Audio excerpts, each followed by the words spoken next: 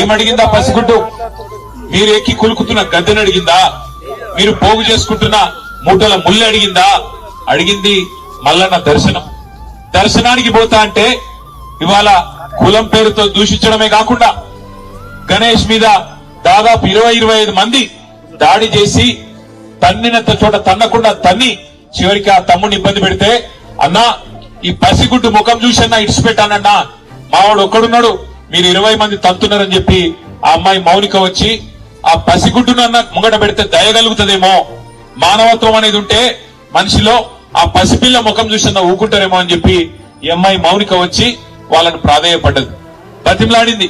అన్నా వదిలిపెట్టండి అన్నా, చచ్చిపోతాడన్నా, కొట్టకండి అన్నా, పసిగుడ్డు ముఖం చూసి తండ్రిని వదిలిపెట్టండి అన్నా అని అడిగితే, దుర్మార్గుడు మానవ మృగం లాంటి మనిషి వాడెవడో చెత్తనా కొడుకు, వాడు కాలితో తంతే ఆ పాపని, ఇవాళ పాప చనిపోయింది. ఇట్లాంటి మానవ మృగాల్ని మరి శిక్షించాల్సిన పోలీసులు ఏం చేస్తున్నారని నేను అడుగుతా ఉన్నా. మరి మౌనిక పోయి గణేష్ పోయి మా బిడ్డ మీద దాడి జరిగింది, మా మీద దాడి జరిగింది, దయచేసి కంప్లైంట్ తీసుకోండి అంటే, లేదు లేదు మీరు సరిగ్గా రాసియలేదు అంటాడట. నేను అడుగుతున్నా పోలీస్ అధికారిని, నీకు ఉద్యోగం ఇచ్చింది ఈ రాష్ట్రం, నీకు జీతం ఇచ్చేది ఈ రాష్ట్ర ప్రజలు, రేవంత్ రెడ్డి కాదు, ఆయన తొత్తులు కాదు. నువ్వు చేయాల్సింది, సేవ చేయాల్సింది బాధితులకు. ఎవరి మీద అయితే దాడి జరిగిందో వాళ్ళు వచ్చి నీకు షికాయత్ చేస్తే, కంప్లైంట్ ఇస్తే అది కరెక్ట్ గా లేదంటవా?